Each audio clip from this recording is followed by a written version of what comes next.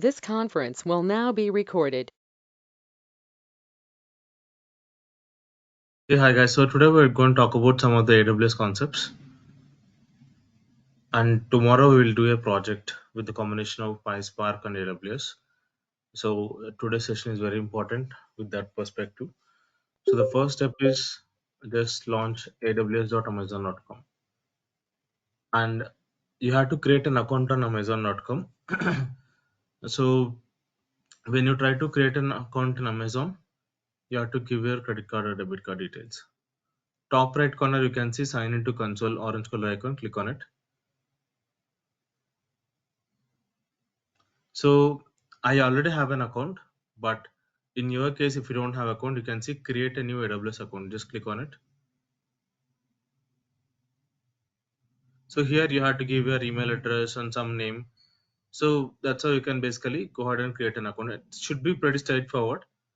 Only thing that you have to remember is you have to give your credit card or debit card details to create an account on Amazon. Again, don't get scared because we will try to use as much free services as possible.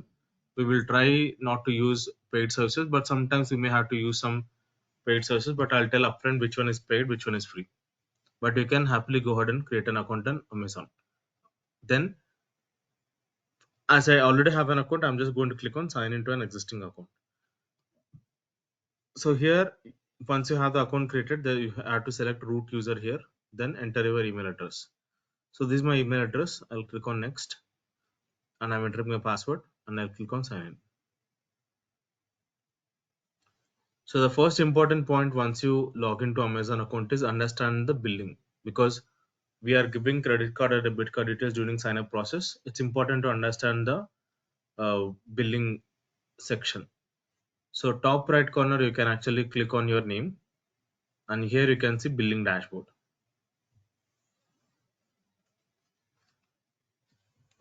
So once you click on the billing dashboard, so you are going to get an idea about the billing information here. So this was my previous bill, right? So you get an idea about what is a bill and what is the amount that you have used on which service. Everything you can see it here, right? And every month you're going to get a email notification also about your bill. If you don't want to have a look at this dashboard, you can also have a look at your respective email that you're going to use to pay the bills. But again, as I told, we will try to use as much as free services as possible, but sometimes some services are paid but not so costly. But I'll tell them upfront. I'll tell you upfront which one is free, which one is paid. Okay. And then top left corner you can see AWS icon. If you click on it, that will take you to the home page. And here you can just see there is something called as availability zone. You can see the top right corner. I have selected the region as Asia Pacific, but in your case you can select anything. Let's say if you want to select Ohio region, you can also do that, but preferably what I would suggest is select the location whichever is the closest to your current location, right?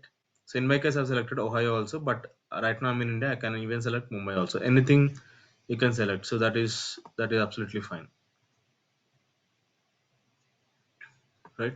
So I've selected US East Ohio region right now. So you can also see the category of services if you scroll down. So these are our different sections that we have got in Amazon website. Then you can just see there is a button called as view all services. Click on this view all services. So here you can see they have categorized it, right? So we will mostly focus on the big data services that are required. So first we have to learn about EC2, and then in tomorrow's session we'll talk about AWS S3 and AWS EMR. We will also see tomorrow how to build a live project, and we'll see how to deploy the project into the AWS EMR cluster as well. So for now, to start with, to have better understanding, we will focus on the compute. In compute, we have EC2. What is EC2? EC2 basically stands for Elastic Cloud Compute. Elastic Cloud Compute.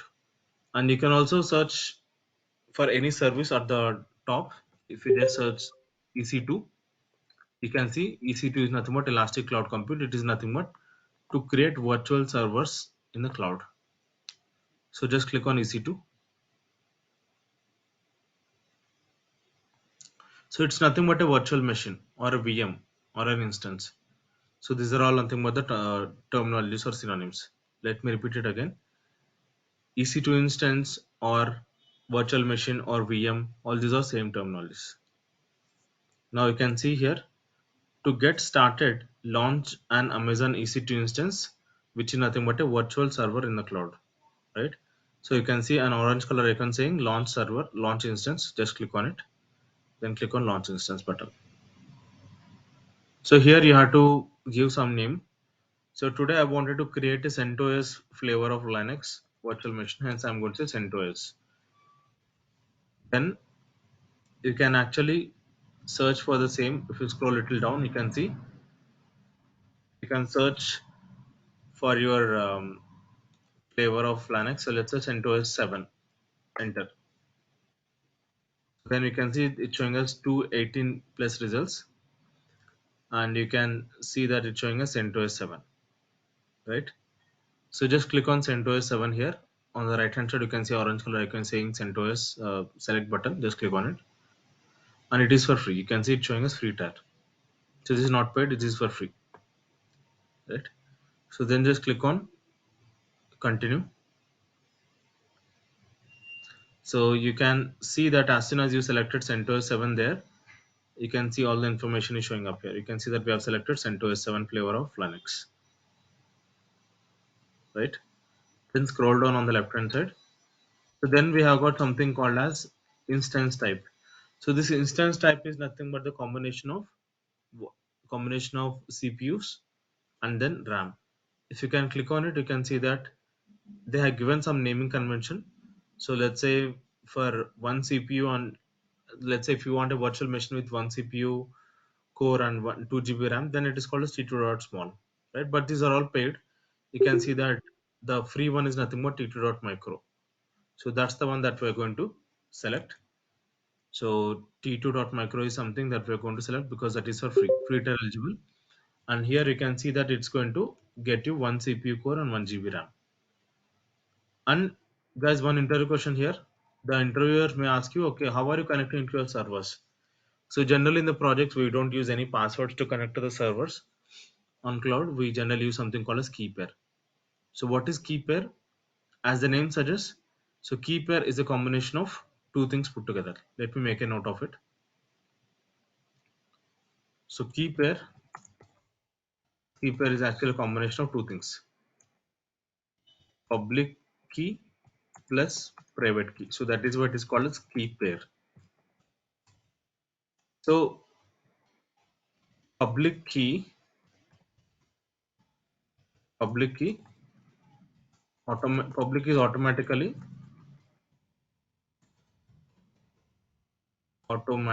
stored by AWS automatically whenever you start creating your key pair. And private key is something that we have to download. So we need to download and use private key to connect to the EC2 instance that we are going to create. Okay. So now let me show the same. If I can go back. So here what I can do is I can start creating a new pair. You can see that there is a link called as create new key pair. Just click on it. So you can see that once you start creating your private key, your key pair, you can see that private key file is downloaded in the .pem format. You can give any name. Let's say CentOS 7 latest key pair. CentOS 7 latest key pair is the name that I'm going to give, right? And then you can just click on create key pair. Bottom left corner, you can see that the key pair has been downloaded, right? And then scroll a little down. You don't need to change anything here. We will leave everything as it is. So you can see that hard disk capacity is showing us 10 GB, right? If you want, you can change it also. Let's say, but let's leave it as it is for now. We don't need to change anything. And whatever things that you have selected on the left hand side, Everything is shown in the summarized form on the right hand side. You can see summary. So summary is showing us we are trying to create one instance right now, and we have selected CentOS 7 flavor of Linux, and we have selected T2.micro as the instance type, and hard disk capacity is 10 GB, right? So this is the information that is required. So just click on launch button here, the orange color one. Then it will start creating an EC2 instance for you. It is nothing but a virtual machine or a virtual server in the cloud. So you can see that it's successfully created. You can click on this hyperlink here. Just click on it. Now have a look here. The name of this virtual machine is nothing but CentOS, and every instance will have an instance ID. You can see the instance ID. Right now the instance state is in the pending state. In couple of minutes you should see it going to the running state. And instance type that you have selected is T2.micro, and you can see that availability zone is showing us US East to 2B. What is this US East to 2B? You can uh, click on this Ohio region at the top right corner. You can see US East 2 is nothing but Ohio, and this given region is actually divided into availability zones. So this virtual machine that we have created is part of US East 2, which is nothing but Ohio region, and you can see the same. Then we have got something called as public IPs, right? We have got public IP, and then we have got something called as elastic IP. We'll talk about it later. Then you can see the CentOS 7 is the security group that got created automatically, and you can see the key pair using which we are going to connect is nothing but CentOS 7 latest key pair.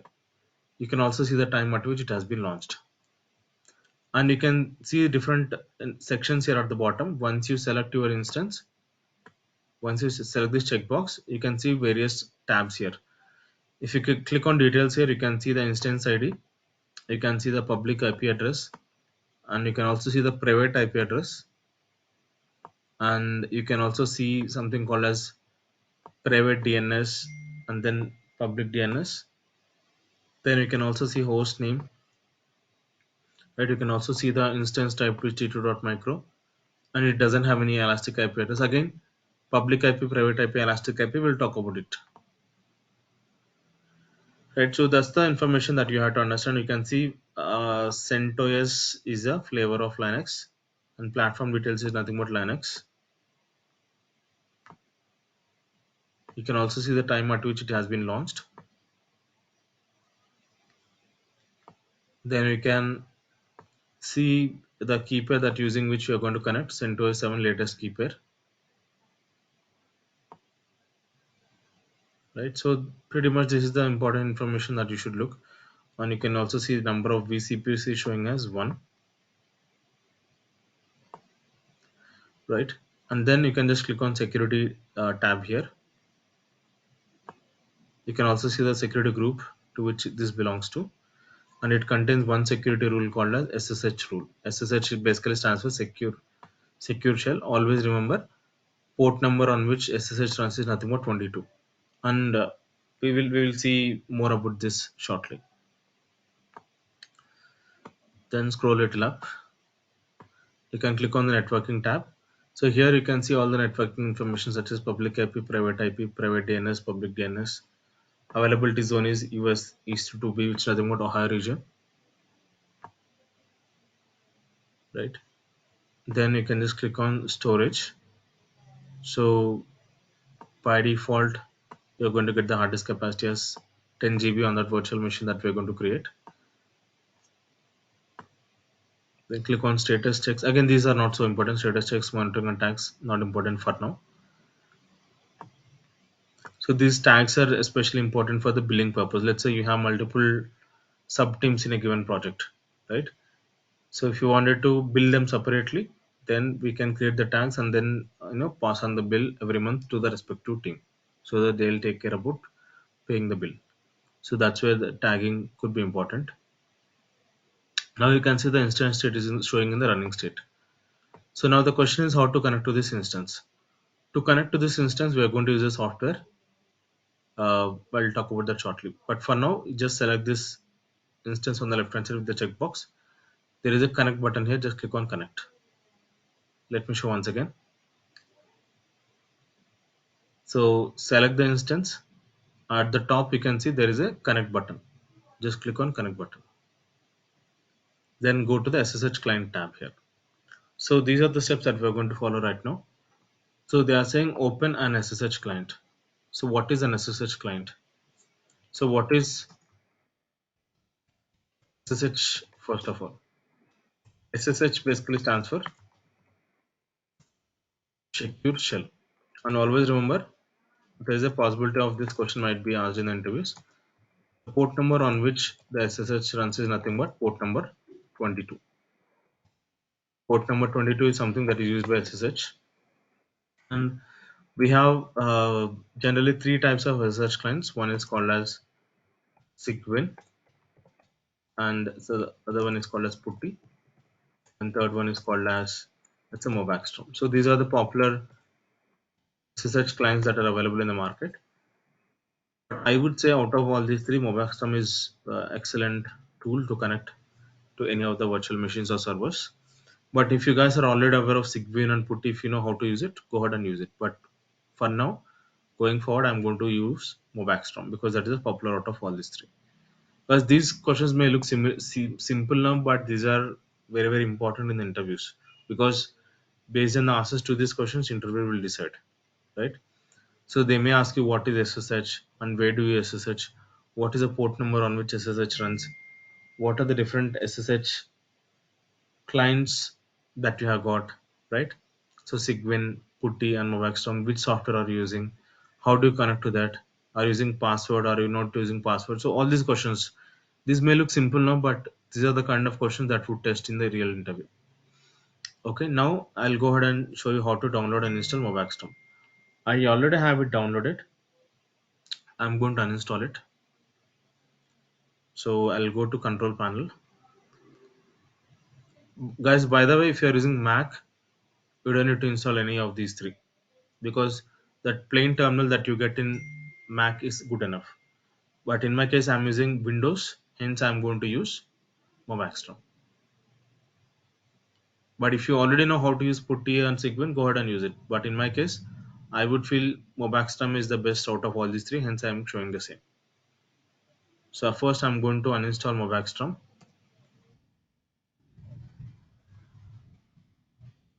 Probably I have uninstalled it.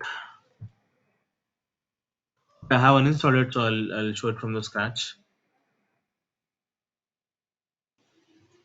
So you can just say Movaxstrom download, then click on the first link.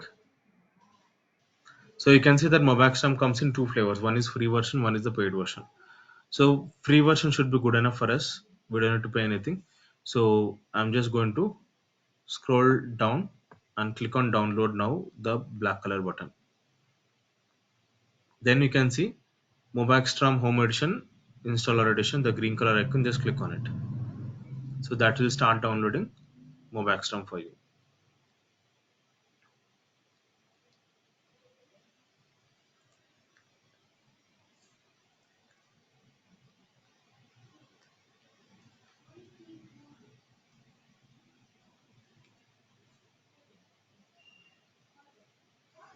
So that's downloaded.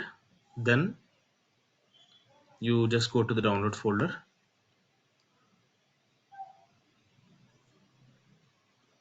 So I'm going to go to my downloads folder.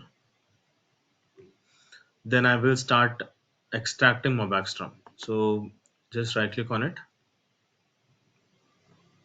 WinRAR, extract to Movaxstrom.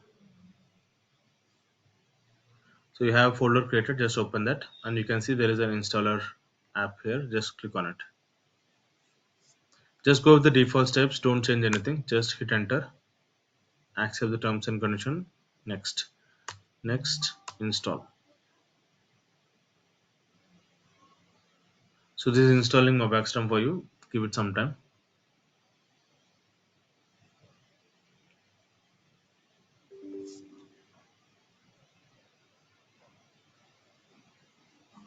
Click on finish. So we have installed Movaxstrom. So once you install Movaxstrom, then you can actually search for Movaxstrom whether it has been successfully installed or not in your search button here. mobile storm. Open that.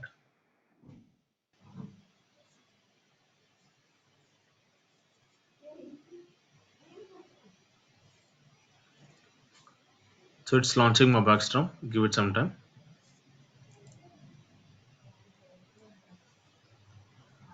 So then you can see that if you want light theme or dark theme, you can go with it, right? Anything is fine, but I'll go with the default one, which is nothing but the light theme. Select light theme, then click on start local terminal. So here you can go to the desktop folder. You can just say cd space desktop.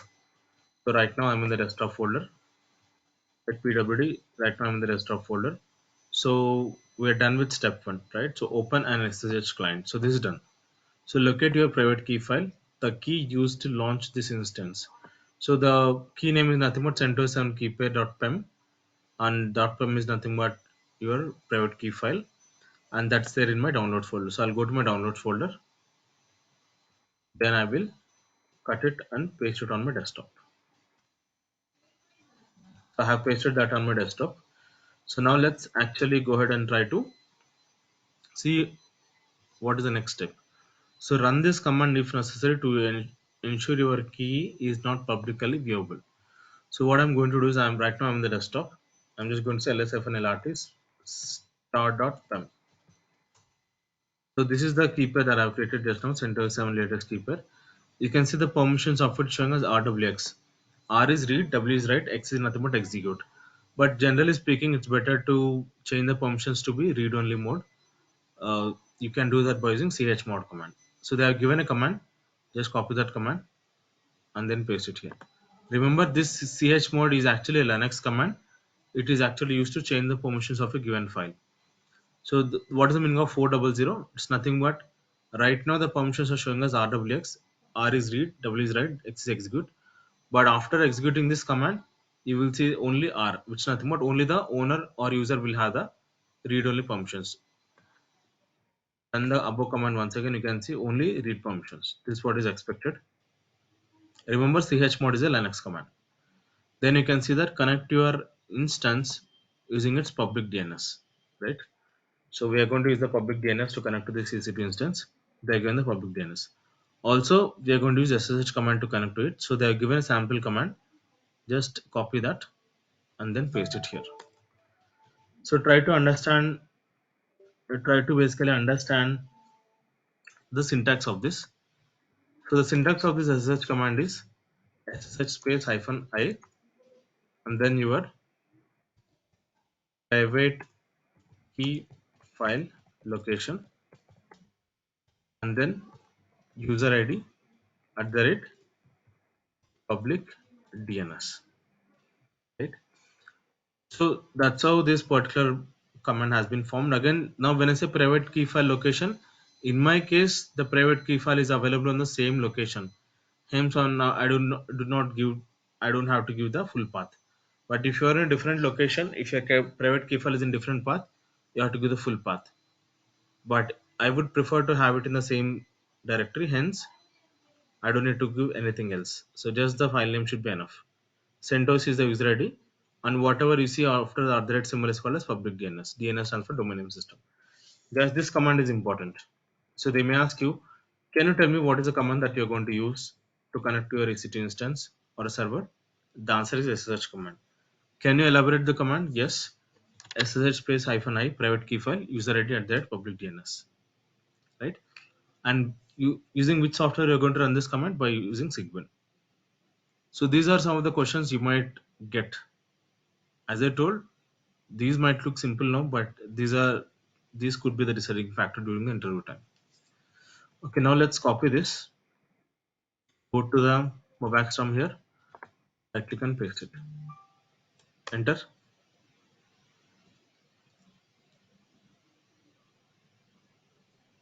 So now we can see that we're able to log into the EC2 instance. But how to confirm? Just type uh, cat etc red hat release. So there is a file called as etc. There is a file called red hat release which is a part of etc directory. So that will get you the Linux version that we are using right now. So we are using CentOS 7 flavor of Linux. And in one of the interview, I think it's in my Wells Fargo interview. So they've asked this question. So how to find out which version of Linux are you using, right? So the answer is this. You can go to etc Red Hat App and Release. There you will find out the Linux version that is being used. Also, I told the hard disk capacity is 10 GB by default. You can just say df-h will get you the hard disk capacity. You can have a look at that as well. You can see total it is 10 GB, right? So these two things are good enough for us to confirm that we are using or we are connected to the EC2 instance that we created just now. Then to come out of this, you can just type Control D on your keyboard. Once you type Control D on your keyboard, it will automatically type logout and you're back to your normal terminal, right? So that's how we can connect to the EC2 instance by using public DNS. Now, not only public DNS, you can even use your public IP also to connect to this EC2 instance. Let me show that. Instead of public DNS, you can even use public IP also. So what I can do is I can just copy the above command, paste it. After at the red symbol, I can just give my public IP. So how to get the public IP? So you can just click on instances here on the top, and then you can just select that. Go to networking tab. So here you can see public IP at the bottom, right? You can just copy the public IP and then paste it. Just copy the command completely, and go to the EC2, go to the Mobax term here, and then right click and then paste it. Enter. So you were able to connect. Confirm. You can again say cat etc red hat hyphen release. You can see CentOS 7 flavor of Linux. Also, you can say df-h. So the hard disk capacity showing us 10 GB. The point is clear. To connect to your EC2 instance, you can either use public IP or public DNS. Right now, let's talk more about the public DNS and public IP. So public DNS. What I'm going to do is I'm going to make a note of all these things and public IP. Also, I'm going to note the private DNS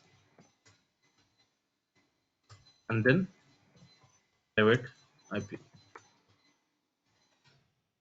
Right. So we already have the public DNS copied from here, so I can just copy it whatever is there after the red symbol, and then I can copy the public IP also. Then I can copy the private DNS from here. Copy the private IP first, and then copy the private DNS. So let me do one thing. Let me try to logically break down this public DNS.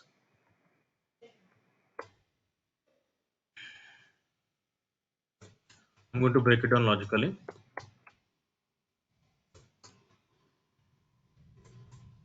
So what is EC2? As I told, it's nothing but the compute service. It's nothing but Elastic Cloud Compute. That is the full form of EC2. And what is this number that you are seeing here? Interestingly, this number is nothing but your public IP. If you observe it carefully, this number will match up with your public IP, right? And what is this US East 2? The US East 2 is nothing but the region, right?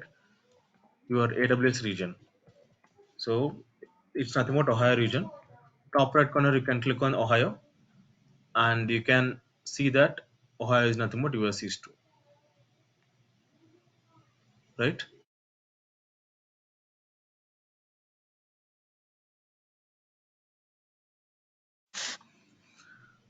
Okay, and then we have compute. As I told, it's nothing but the service type. We have different categories of services on AWS. So EC2 falls under the category of compute. Then public IP. So you can clearly see here when we are trying to connect to the EC2 instance, we were using public IP or public DNS. So The main point with respect to public IP or public DNS is public IP or public DNS, they are used for external connectivity. Now, when I say external connectivity, it's nothing but to connect into your instance, right?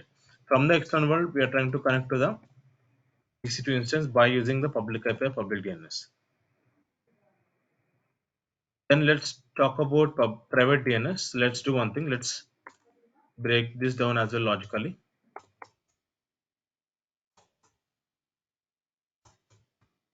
Now, what is this number that you're seeing here? This is interestingly it's nothing but private IP. You can verify it carefully, right? So this number that you're seeing here is nothing but your private IP. And what is US East? It's nothing but Ohio region. And compute is of course nothing but the service type, right? And internal is nothing but, so this is basically used for internal connectivity. So basically, right now we have only one EC2 instance, but if you have multiple EC2 instances, they can communicate each other by using the private IP or private DNS, right? So one of the common introductory question: what is the difference between public IP and private IP? So public IP is generally used to connect from the external world, and whereas private IP is for internal connectivity among different EC2 instances. So now we have got a fair idea about this. Let's do one thing. Let's uh, let's try to connect to this EC2 instance once again.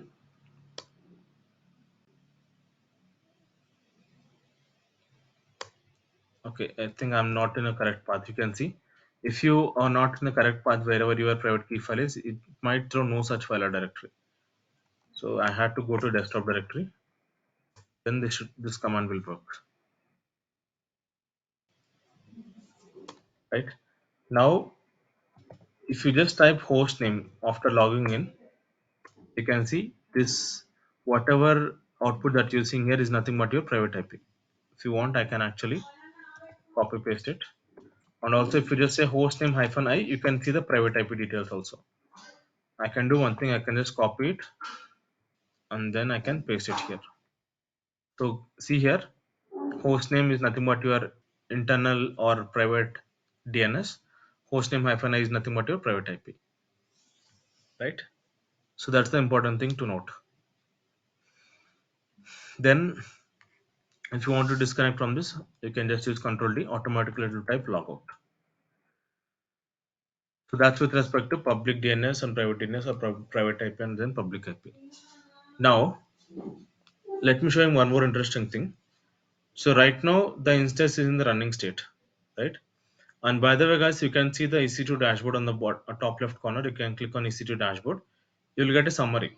So we have created one EC2 instance. It's in the running state. And you can see whenever you create an instance, automatically a volume will be created. Hence, volume is showing as 1. And we have created one key pair, and key pair is showing as 1. And security groups is showing as 13 because I had some old security groups. Okay. So this is the summary about whatever information that you have. Now, you can see instances running is showing as 1. Also, instances is also showing as 1. What is the difference? Instances running will show only the running instances, whereas instances will show running, terminated, all the instances, stopped instances, everything can be shown here. Now I can stop this instance. So select this instance and click on instance state. You can click on stop instance. But before doing that, I want to go to the networking tab. I want you to carefully observe the private IP, private DNS, and public IP and public DNS. Right? Observe this carefully. Click on instance state and click on stop instance. I'm going to stop this instance. So look at the state, it is showing us stopping. In 1 minute, it should go to the stopped state. So guys, observe one more thing. As soon as it goes to the stopped state, you will not see the private type, you will not see the public IP and public DNS. They will disappear. But your private IP and private DNS will still be there. To show it again, what I can do is I can just refresh my browser. So nothing is showing up here because the reason is, if you can go to EC2 dashboard, instances running is showing as 0 because I don't have any instances right now in the running state, but instance is showing as one because if I can click on it, instance state is showing as stopped. Select it, click on networking. You can see now public IP and public DNS both are empty, but whereas your private IP and private DNS, they are still showing up the values. The point is very clear, guys. Your private IP and private DNS, they won't change. They won't change throughout the life cycle of the EC2 instance. Now, when I say life cycle, until it gets terminated, until it gets permanently destroyed or terminated, your private IP or private DNS won't change. They will remain as it is same. Okay. Now, what will happen if I start this instance once again? Once you start this instance once again, you'll get a different public IP and public DNS. So I can show you that. Instance state, start instance. There is a small refresh button here. You can also refresh this dashboard also.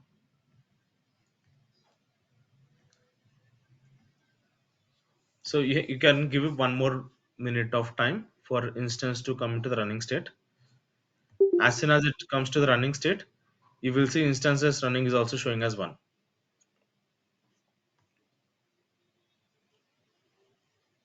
So give it some time, or if you want, you can even refresh the browser also. Click on instances running. So now you can see instances in the running state. Select this, go to networking tab. Now I can see public IP and public DNS, but let me copy this. I'm copying public IP. I'll paste it just after this. This is after stopping and starting. Right? You can see that public IP is changing. Of course, public DNS is dependent on public IP.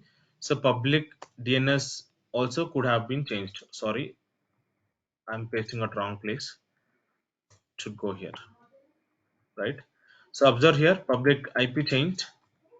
What about public DNS? Of course, public DNS is dependent on public IP. This must have been changed. It's changed again, right? So guys, the point is very clear. If you stop and start your instance, your public IP and public DNS will change. Now, if you can go and run the previously used commands, it will fail. It won't allow you to log in.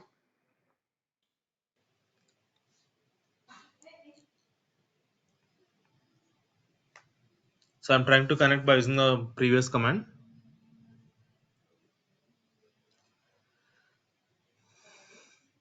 So it will try for 1 minute or 2 minutes or something, and then it will fail. You can see SSH connect to the host, and then as I told, the port number that is being used by SSH is nothing but port 22. It's showing as connection timed out. So the point is very clear. If you stop and start your instance, your public IP and public DNS could change, or they will change, and you will face this issue where you have to again modify this, right? If I can again use the latest public API public DNS, then we can connect, right? We can connect.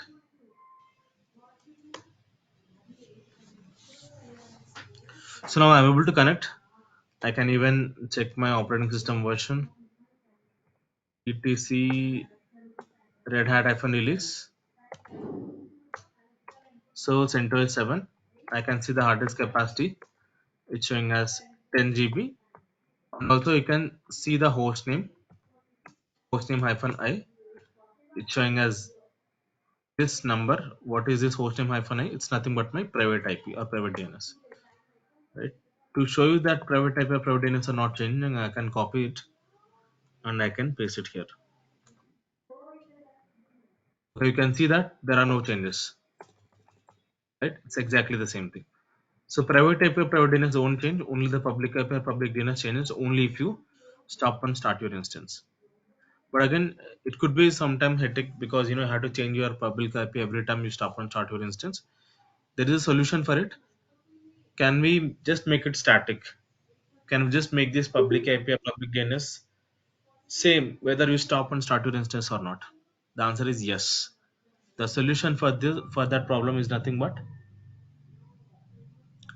elastic IP.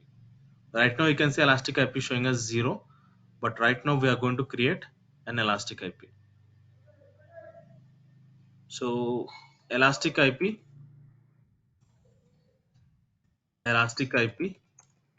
is also called as static IP. This is also called as bastion IP. But remember guys, elastic IP is not free, it is paid.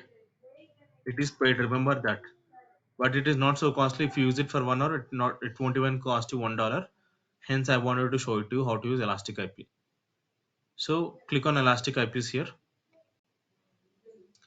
There are no elastic IP addresses found in this region. We are going to create elastic IP. So top right corner you can see allocate elastic IP address. Click on it. So scroll down. You can just click on allocate at the middle. So it will create an elastic IP. So this is nothing but your elastic IP. I can copy this elastic IP address here. This is my elastic IP that I've created. Remember, it is not free, it is paid. It won't even cost you $1 if you use it for 1 hour. Okay. So then you can see associated instance ID is showing as blank, and private IP address is also showing as blank. Association ID is also showing as blank. So right now we have just created the elastic IP. This is not yet allocated or tagged with any EC2 instance. Now to do that, what I have to do is I have to click on actions. You have to click on associate elastic IP address. Then you have to choose the instance. This is the instance that we have created. It's in the running state. Scroll down, just click on associate. That's it. So once you do that, automatically you can see the allocation ID, associated instance ID, and then private IP. So is this private IP looking familiar to you? Yes, let me just copy it. And if you can paste it right here, you can see that here, right? It's exactly matching. So basically we have mapped this elastic IP to the instance that we have created. You can also do one more thing. You can see a hyperlink here in associated instance ID. Just click on it. It will directly take you to the EC2 instance details here, right? Now select the instance, go to the networking tab. What I'm going to do is I'm going to copy the public IP address from here and then paste it right after this. So guys, what's your observation? This is nothing but my public IP. Public IP after associating the elastic IP. So once you associate the elastic IP to the instance, you can see that your public IP and elastic IP both are same. So if you want, you can even connect to this EC2 instance now by using your elastic IP or also. Let me show that. I'll go to my desktop folder. So here I can just copy my elastic IP. Copy this, then paste it.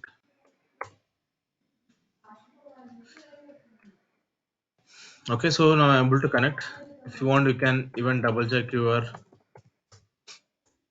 private IP. Private IP is not changing, right? Now, the main point which I want to showcase here is if you stop and start your instance, your public IP won't change. So I can just say instance state stop instance, then click on stop. So let's give it 1 minute of time.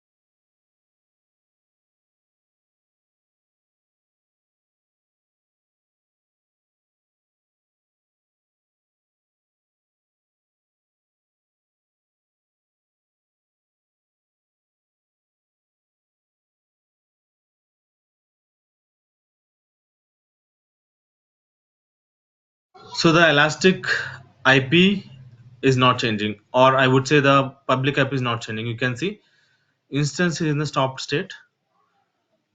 If you just refresh your browser, select the instance, networking, you can see that your public IP is still there. It's not disappearing and it is nothing but your elastic IP, right? Let's do one thing. Let's start this instance state, start instance.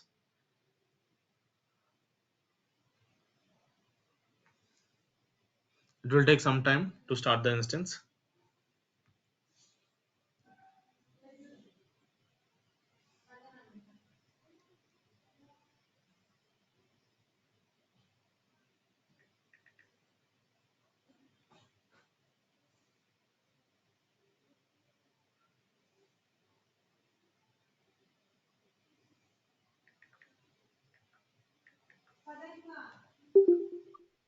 So now we can see that it's in the running state. Now if you just select that instance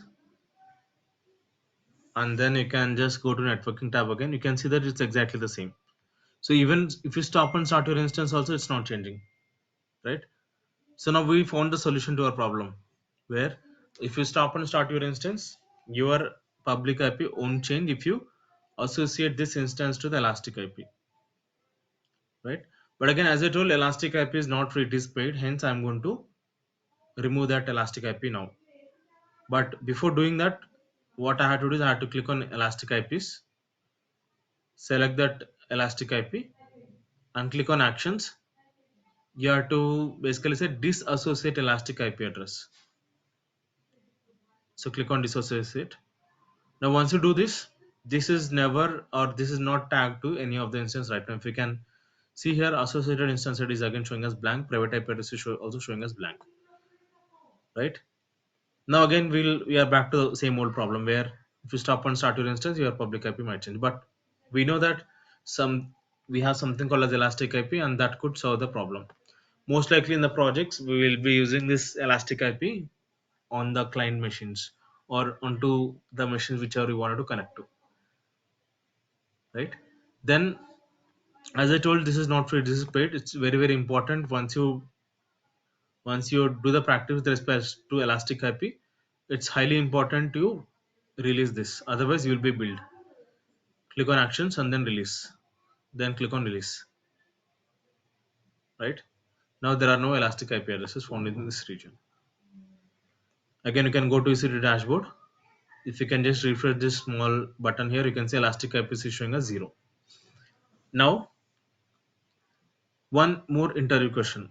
The interview question is, what is the difference between stopping the instance and terminating the instance? So I have shown you how to stop the instance. Now I will show you how to terminate the instance. Instance state, terminate instance. Then click on terminate. So the difference between stopping the instance and terminating the instance is, stopping the instance is nothing but it's just temporarily you have stopped it. Tomorrow you can come and then start it once again. But whereas coming to terminate state or terminate instance, it's like permanent delete. You are destroying it completely, right? So if you can go to EC2 dashboard now, just refresh this dashboard. Instances running is showing as 0 because it will show only running instances. There are no running instances right now because you have terminated the instance. Now you can click on instances. You can see it is showing as terminated. After 10 minutes or so, even this entry will also go away. So the main difference between stopping the instance and terminating the instance is, stopping the instance is like temporarily you have stopped it. You can again start it again on the next day. Whereas coming to terminating the instance, it's like permanently deleting it or permanently destroying it. This entry will also go away in some time. Now go to EC2 dashboard and you can actually observe that volumes is also showing as 0 because as you have terminated the instance, volume also gets deleted. Then you can actually go to key pairs. Then you can actually select the key pair. If you want to delete the key pair also, you can do it again. Key pairs are not chargeable. Key pairs and security groups are not chargeable. It's up to you whether you wanted to have it or whether you want to delete it. But in my case, I'm going to delete it. Click on delete. Then you can just type delete. Right? Go to EC2 dashboard and just refresh this dashboard. Key pairs is also showing as 0. So instances is showing as 1 because it is showing as terminated instance. After some time, even this entry will also go away. Okay. So guys, today's session is important because as I told, the project that I'm going to cover. So let me do one thing. So considering that tomorrow is Friday, I don't think many people will join. Let's have the project session on Monday, right? So I'm going to cover two projects. One is on Monday, the other one is on Tuesday. Monday, I will cover about PySpark with AWS combination of project, and Tuesday it will be on Kafka's fast access streaming. So it's very important that you practice these last 5 sessions, because otherwise it may become tough for you to understand the project sessions. So utilize these 3 days, practice well, and then let's catch up again on Monday. No session tomorrow. We'll directly meet on Monday. Monday will be project with the combination of AWS and PySpark. And Tuesday will be a combination of Kafka's fast accessing project. Most likely our last session will be on Tuesday. Okay. That's all for today. Let's catch up on Monday. See you. Bye.